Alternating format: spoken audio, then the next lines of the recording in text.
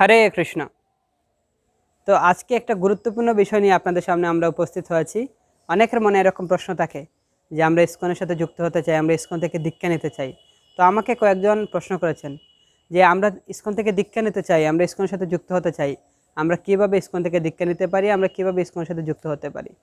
তো আপনাদের এই প্রশ্নের উত্তর প্রদান করার জন্য আজকের আমাদের এই উপস্থাপনা। ইসকন কি? ইসকনের ফুল মিনিং কি? ইসকন ইংলিশে যদি বলতে গেলে হচ্ছে international society for Krishna consciousness, যার সংক্ষিপ্ত মিনিং হচ্ছে ইসকন, বাংলায় আন্তর্জাতিক কৃষ্ণ ভাবনামৃত সংঘ। তো ইসকন কি? ইসকন কি 1965 সালের সেই জুলাই মাসে প্রতিষ্ঠিত, না তার যে কারিকুলাম রয়েছে, তারা যে আইন কানুন পালন করে, যে নিয়মগুলো পালন করে, তাকে আগে থেকেই পালন করা হচ্ছে বৈদিক শাস্ত্রে, সনাতন ধর্মে, না ইসকন নতুন করে তৈরি করেছে? সেটা অনেকের মনে প্রশ্ন থাকে। অনেকে বলে থাকেন ইসকন কয়েকদিন আগে শুরু হয়েছে, সেটা মাত্র 50-55 বছর আগে। কিন্তু না, আমাদের সনাতন ধর্মে 4টা সম্প্রদায় রয়েছে যা মহাপ্রভু স্বীকৃতি প্রদান করে গিয়েছেন। 1 ব্রহ্মমধ্য গৌরী সম্প্রদায়, 2 শ্রী সম্প্রদায়, 3 রুদ্র সম্প্রদায়, আর 4 হচ্ছে নিম্বাক সম্প্রদায় বা কুমার সম্প্রদায়। এবং মহাপ্রভু কলিযুগ পাবন অবতারী শ্রীকৃষ্ণ চৈতন্য মহাপ্রভু 13টি অপসম্প্রদায়কে নিষিদ্ধ ঘোষণা করেছেন। হ্যাঁ, কারণ শ্রীকৃষ্ণ চৈতন্য মহাপ্রভু আপনারা জানেন রাধা এবং কৃষ্ণের হচ্ছেন মিলিত তনু, যিনি দাপর লীলায় রাধা এবং কৃষ্ণরূপে যারা লীলাবিলাস করেছেন, পরমেশ্বর ভগবান। সেই পরমেশ্বর ভগবান কলিযুগে রাধারানী এবং কৃষ্ণের মিলিত তনু হিসাবে শ্রীকৃষ্ণ চৈতন্য মহাপ্রভু রূপে আবির্ভূত হয়েছেন এই পৃথিবীতে, মায়াপুর ধামে।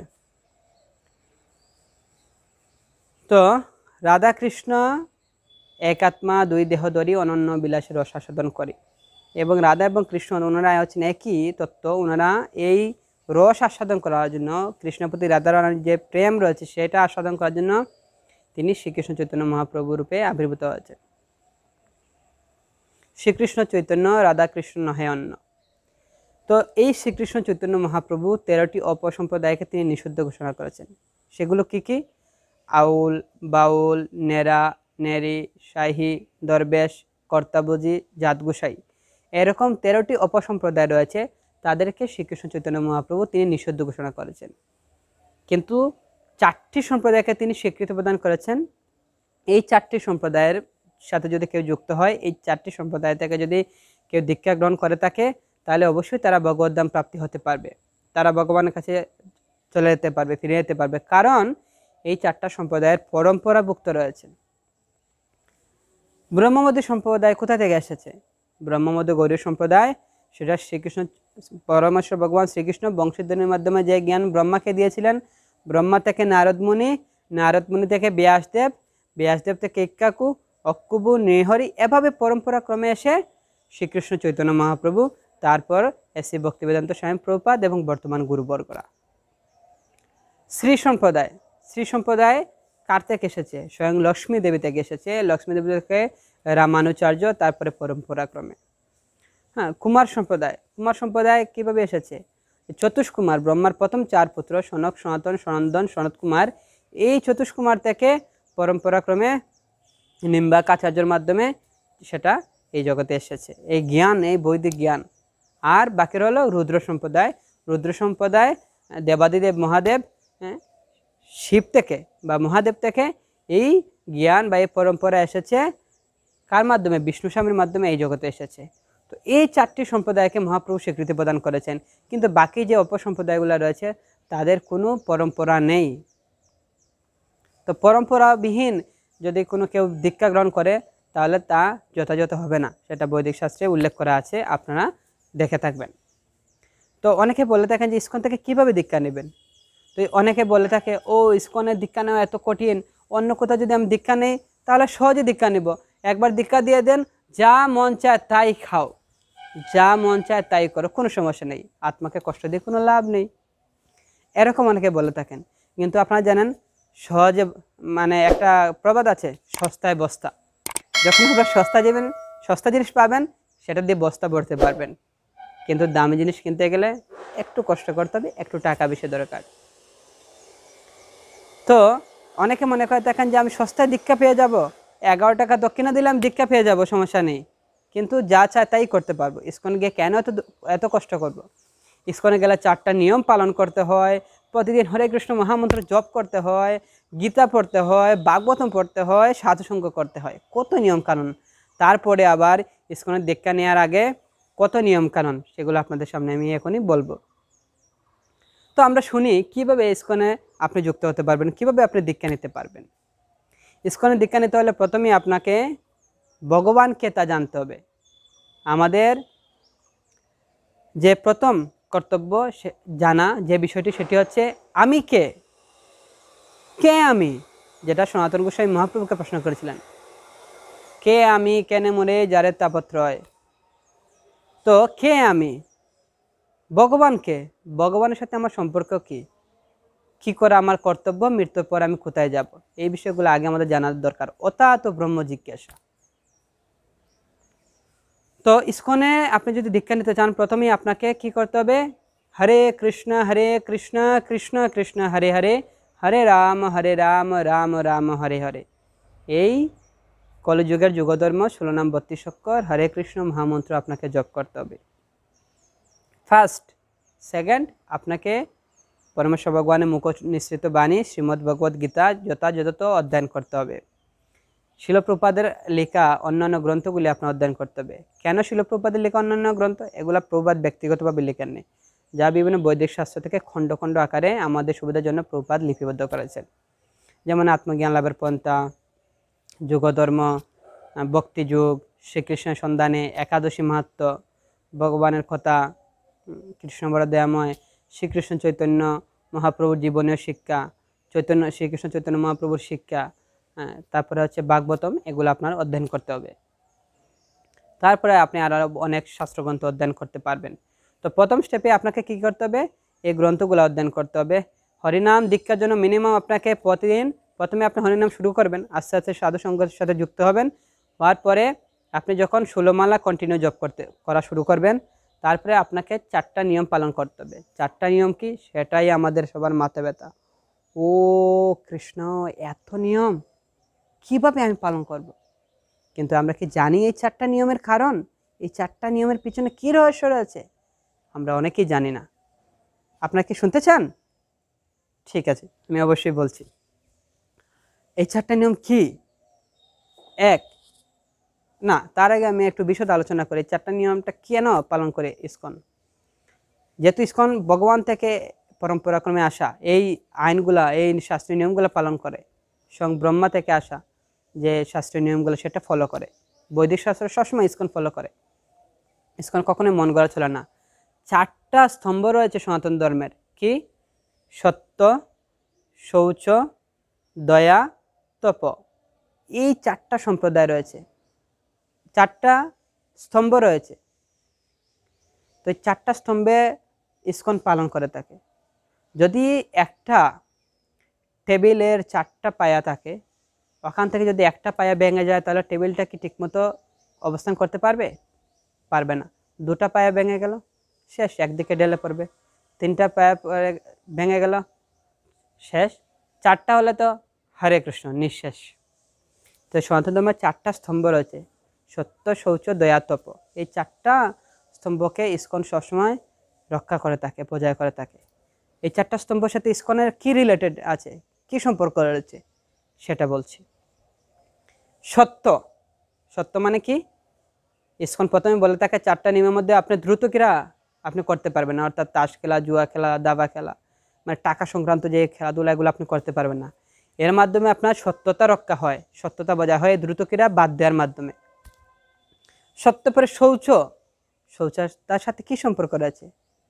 আমরা দেখতে পাই যে অবাধে যৌনসঙ্গ হচ্ছে এই পৃথিবীতে।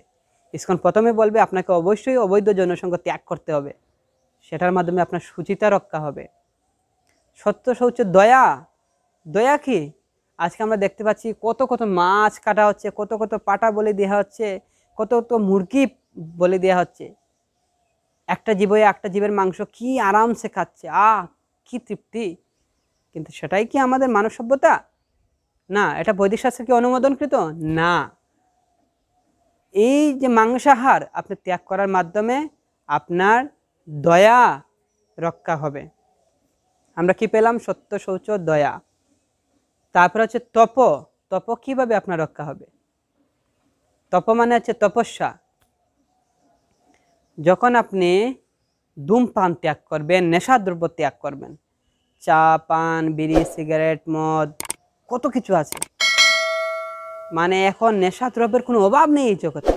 আপনি যখন এই নেশাদ্রব্যগুলো বাদ দিবেন তখন আপনার তপস্যা দৃঢ় মজবুত হবে। তাই ইসকন বলে থাকে এই 4টা স্তম্ভ হচ্ছে সনাতন ধর্মের সত্য, শৌচ, দয়া, তপ। এই 4টা স্তম্ভের সাথে ইসকনের 4টা রুলস, 4টা নিয়মকানুনের গভীর সম্পর্ক রয়েছে। এর জন্য ইসকন বলে থাকে আপনাকে 4টা নিয়ম পালন করতে হবে ইসকনের দীক্ষা নিতে হলে। 4টা নিয়ম পালন: হরে কৃষ্ণ মহামন্ত্র জপ, ভগবত গীতা এবং অন্যান্য গ্রন্থগুলি অধ্যয়ন।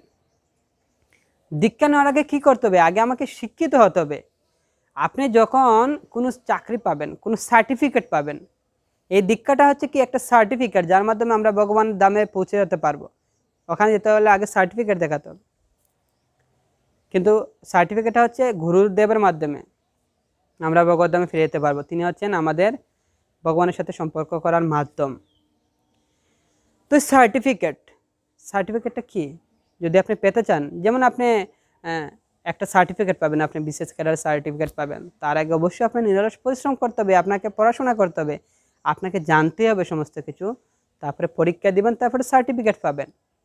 স্বাভাবিক, আমরা সেটা জানি। ঠিক সেইভাবে ইসকনে যদি দীক্ষা গ্রহণ করার আগে অবশ্যই শিক্ষা আমাদের জানা উচিত।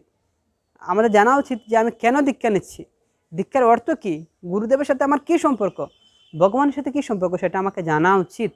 সনাতন ধর্ম সম্পর্কে আমার জানা উচিত।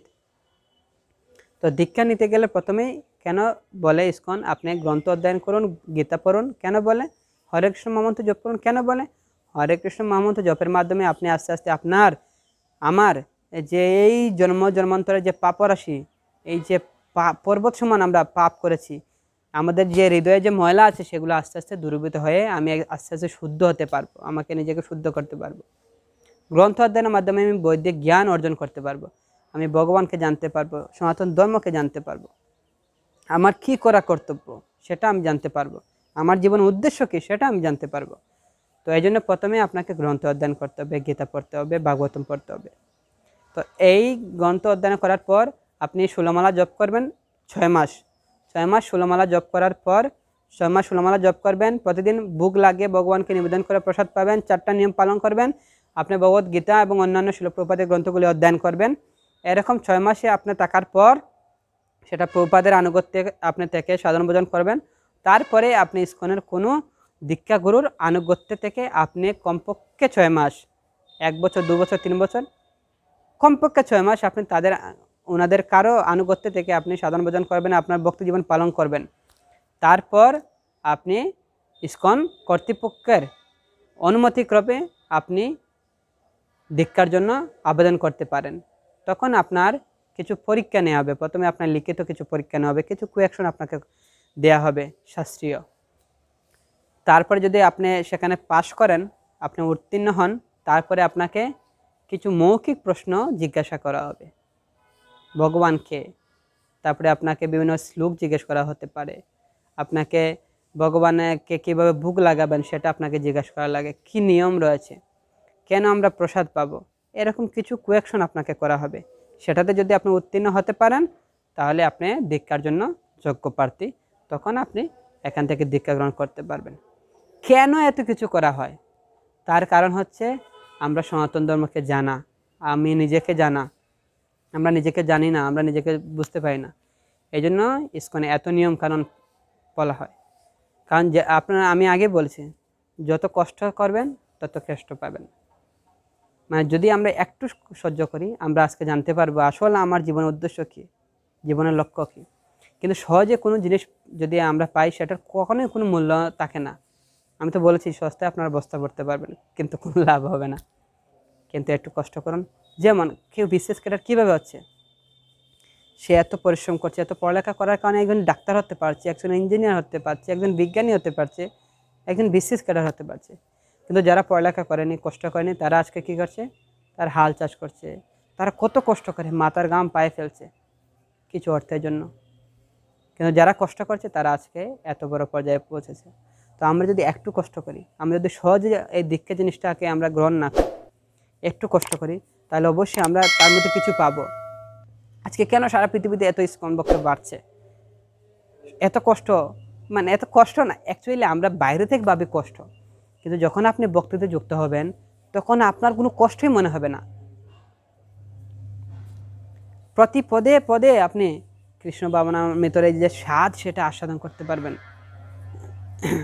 এই যে ভক্তি জীবন কত আনন্দময়, যখন আপনি ইসকনের সাথে যুক্ত হবেন, যখন আপনি ভক্তি জীবনে যুক্ত হবেন, তখন আপনি বুঝতে পারবেন যে কত আনন্দময়। তো আমরা এর আগে বলছিলাম 4টা সম্প্রদায়। এই 4টা সম্প্রদায়ের যে কোনো একটি সম্প্রদায়ের সাথে আপনি যুক্ত হলে আপনি ভগবদ্ধাম যাওয়া আপনার কনফার্ম। আপনি যদি যুক্ত হয়, শুধু যুক্ত না, যুক্ত হয়ে আপনাকে ভালো ভক্তি করতে হবে, এসব নিয়মকানুনগুলো ফলো করতে হবে, তাহলে আপনি ভগবদ্ধাম যেতে পারবেন। আপনি ভালো একটা সম্প্রদায়ের সাথে যুক্ত হতে পারবেন এবং মহাপ্রভুর অনুমোদনকৃত সেই সম্প্রদায়ের সাথে যুক্ত হতে পারবেন। কিন্তু আমরা দেখতে পাই শ্রী সম্প্রদায় এখন দক্ষিণ ভারতে গেলে কিছু দেখা যায়, কিন্তু রুদ্র সম্প্রদায়, কুমার সম্প্রদায় প্রায় বিলুপ্তর পথে, এতটা দেখা যাচ্ছে না। শ্রী সম্প্রদায় এখন এতটা প্রচলিত নেই, কিন্তু ব্রহ্মমধ্য গৌরী সম্প্রদায় আজকে সারা পৃথিবীব্যাপী তারা এই কৃষ্ণমত প্রচার করছে।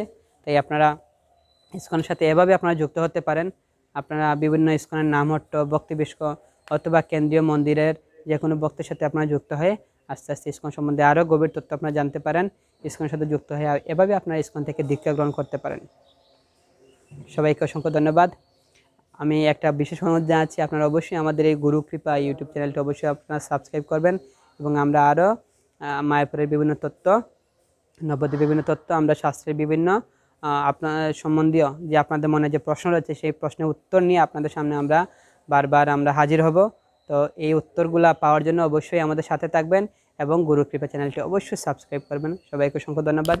হরে কৃষ্ণ।